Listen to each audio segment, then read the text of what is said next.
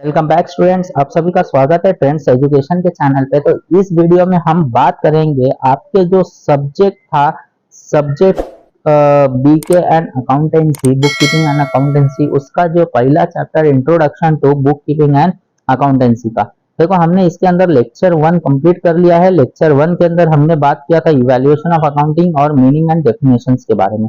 अगर आपने नहीं देखा है, सबसे पहले वो देख लो, फिर ये वीडियो को देखना।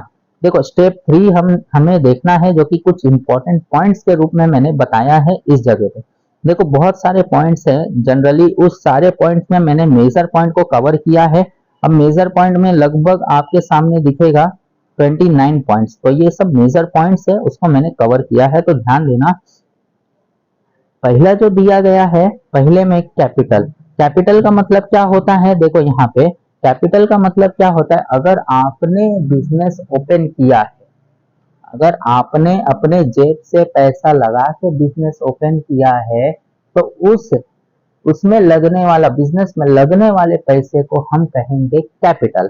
ठीक है, तो the total amount invested into the business bye owner is called capital. तो वही चीजें बोला है कि पूरा पैसा अगर ओनर ने लगाया है अपने बिजनेस में, तो उसको कैपिटल कहेंगे। अब कैपिटल जो है ऐसे डिनोट होगा, capital equal to assets minus liability. ठीक है, एसेट क्या होता है वो भी बस हम पढ़ेंगे। दूसरा दिया है मैंने विड्रॉल। विड्रॉल का मतलब पैसा निकालना।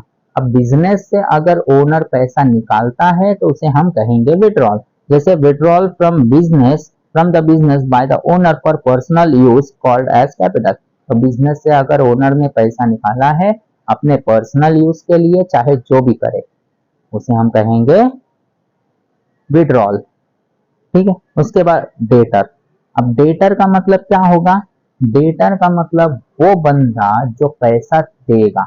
अगर मान के चलो ए, पर्सन ए है और बी है, तो ए और बी के अंदर मान के चलो ए ने इसको पैसा दिया, तो बी की जिम्मेदारी बनती है कि ए को पैसा दे। तो ये जो बी होगा ये कहलाएगा आपका डेटर, ये ए होगा वो कहलाएगा क्रेडिटर। ठीक है, पैसा देने वाला, उधार देने वाले को हम क्रेडिटर कहेंगे, और पैसा जो रिटर्न करेगा उसे हम डेटर कहेंगे। तो ध्यान देना, क्रेडिटर और डेटर में बहुत कंफ्यूजन क्रिएट होता है इन दोनों में। देखो, a person who has to pay, pay का मतलब पैसा देगा। ठीक है, has to pay to the business for getting goods and services on credit. ठीक है, जिसने उधारी पे सामान लिया है और उसको पैसा देना है बिजनेस को, उसको कहेंगे डेटर। मैंने अभी वही बात कहा कि ए ने इसको पैसा दिया है, मतलब उधारी पे है, और बी उसको देगा कभी ना कभी, तो बी कहलाएगा डेटर, ए कहलाएगा क्रेडिटर। देखो, क्रेडिटर मतलब भी, creditor to home business has to pay for getting goods और सर्विसेज ऑन क्रेडिट। ठीक है, तो क्रेडिटर का मतलब ऐसा बंदा जो बिजनेस पे करेगा गुड्स ऑन सर्विसेज पे क्रेडिट में। ठीक है, ऐसा बंदा जो बिजनेस पे करेगा, और यहाँ पे डेटर में ऐसा बंदा जो पे करेगा बिजनेस को, और क्रेडिटर में ऐसा बिजनेस जो पे करेगा बंदे को। याद रखना। उसके बाद बैड डेट बात करते हैं। बैड डेट क्या होता है? ठीक है, अब बैड डेट में अगर मैं आपको नॉर्मली बताऊं तो बैड डेट का मतलब होता है कि मान के चलो, जैसे मैंने यहाँ पे ए और बी का एग्जांपल दिया था। ठीक है, ए था और बी था। ए ने इसको उधार दिया था और बी इसको कभी ना कभी रिटर्न करता। तो मान के चलो ए ने उधार दिया और बी रिटर्न करता, लेकिन बी जो है इसको रिटर्न कर ही नहीं रहा। अब कर नहीं रहा है मतलब क्या सोचेगा ये? कभी ना कभी, मतलब कर नहीं रहा, कर नहीं रहा है, कर नहीं रहा है, मतलब ए क्या सोचेगा कि पैसा जो है मेरा हो सकता है डूब गया, अब बी देने वाला नहीं है। अब अगर ए सोच रहा है कि पैसा मेरा डूब गया है, बी देने वाला नहीं है, तो ऐसे केस में बी क्या करेगा? उस पैसे को किसी ना किसी नाम से लिखेगा। सॉरी, ए जो है किसी ना किसी नाम से लिखेगा, तो ए जो है इस बैड डेप्ट के नाम पे वो पैसा लिखेगा कि मेरा पैसा हो गया है बैड डेप्ट। बैड डेप्ट्स, डेप्ट्स का मतलब कर्जा, बैड का मतलब जो है पता है आपको। ठीक है, तो क्या हो गया? Bad debts. तो देखो, एन इरिकवरेबल अमाउंट मतलब जिसको रिकवर नहीं किया जा सकता है, किससे? डेटर से।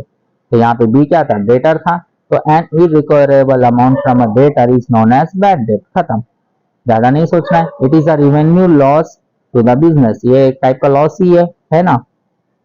अगला देखते हैं ट्रेड डिस्काउंट। ट्रेड डिस्काउंट समझना, जब भी आप गुड्स खरीदते हो और गुड्स खरीदने पे आपको डिस्काउंट मिल रहा है, समझो आप गुड्स को परचेस कर रहे हो कहीं ना कहीं से, किसी ना किसी सेलर से, और उसके ऊपर अगर आपको डिस्काउंट मिलता हो 5%, 10%, तो वो कहलाएगा ट्रेड डिस्काउंट, और इसको कभी भी अकाउंटिंग में शो नहीं करते। देखो, it is allowances given on catalogue price. Catalogue मतलब जो भी एमआरपी रेट है वो, और लिस्टेड प्राइस जो भी उन्होंने डिसाइड किया है। This discount is allowed at a time of purchase sales of goods. ठीक है, मैंने वही कहा कि आप जब खरीद रहे हो तो उसके ऊपर डिस्काउंट मिल रहा है।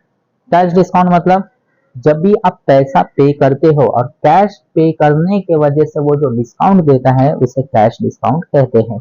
ठीक है, तो it is a amount deducted from the final amount due eight a time of receipt. Clear है, रिसिप्ट मतलब वही पैसा आप दे रहे हो, रिसिप्ट ले रहे हो, तो उस समय पे अगर आपको कोई डिस्काउंट दिया जाता है तो उसे कहेंगे कैश डिस्काउंट। देखो, it is a concession given on encouraging promote payment. It is a given either for the spot payment और for payment within a specific period. ठीक है, जो भी समय दिया होता है, ऐसा कि आप अगर सामान लेते हो तो उसमें बोलता है कि आप जो है 2 दिन में दोगे तो मैं तुमको 5% दूंगा डिस्काउंट, 4 दिन में दोगे तो हम डिस्काउंट नहीं देंगे कैश में, तो ये इस टाइप का हो सकता है। अगला देखो सॉल्वेंट। सॉल्वेंट का मतलब क्या होता है, समझो। सॉल्वेंट का मतलब होता है कि ऐसा बंदा जिसके पास प्रॉपर्टी पड़ी है, और बिजनेस के अंदर प्रॉपर्टी पड़ी हुई है, और वो बंदा एबल है कि सारे प्राइजेस को पे कर सकता है।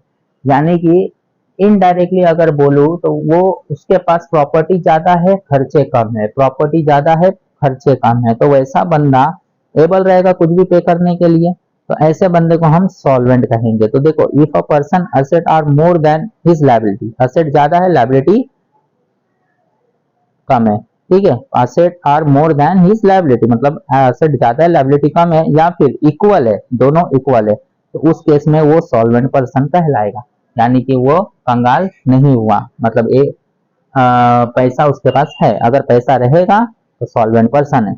दूसरा इंसॉल्वेंट मतलब, इंसॉल्वेंट का मतलब क्या होगा कि ऐसा बंदा जिसके पास देने के लिए कुछ नहीं है, पूरा का पूरा डूब चुका है, 1 रुपए भी उसके जेब में नहीं है, कंगाल है वो बंदा, उसको बोलेंगे इंसॉल्वेंट। ठीक है, तो a person whose liability are more than asset, liability ज्यादा, कर्जा ज्यादा है, प्रॉपर्टी कम है, तो वैसे केस में वो पर्सन को क्या बोलेंगे, insolvent person. Such person liabilities are more than his asset. Clear, तो ये बातें हैं आप याद रखना।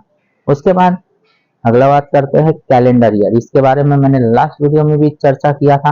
देखो, कैलेंडर ईयर जो है वो 12 मंथ्स के लिए चलता है, 12 महीने के लिए चलता है, जो कि देखो, it is a period of 12 months for which account are maintain and close by the proprietor. कब से चलता है, 1 जनवरी से लेकर 31 दिसंबर तक, 1 जनवरी से लेकर 31 दिसंबर तक, तो आप लोग याद रखना।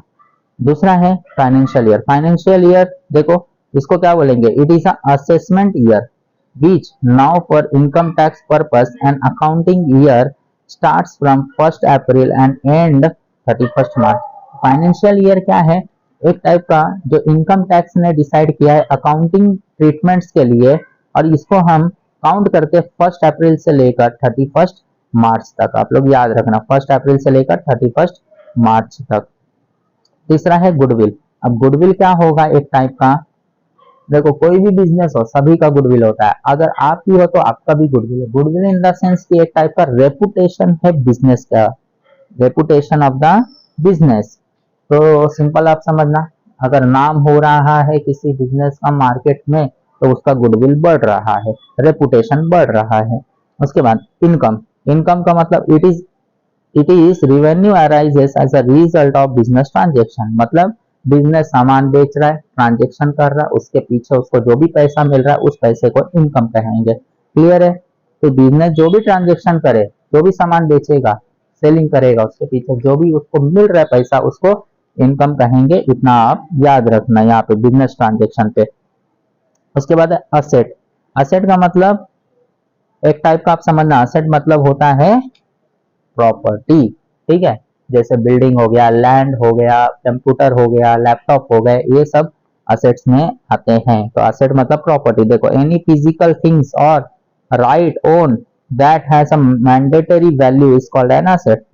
मॉनेटरी वैल्यू, मॉनेटरी मतलब कोई भी चीज हो अगर उसको पैसे में आप काउंट कर सकते हो, जैसे लैपटॉप है प्रॉपर्टी आपकी, लेकिन पैसे में उसको डील कर सकते हो, तो वो हो गया असेट्स।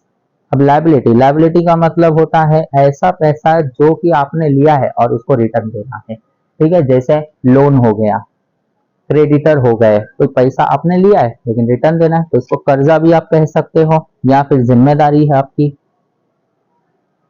तो amount payable by the business to other is known as liability, यानी कि अमाउंट जो है पे करेगा बिजनेस किसी अदर को, इसको लायबिलिटी कहेंगे।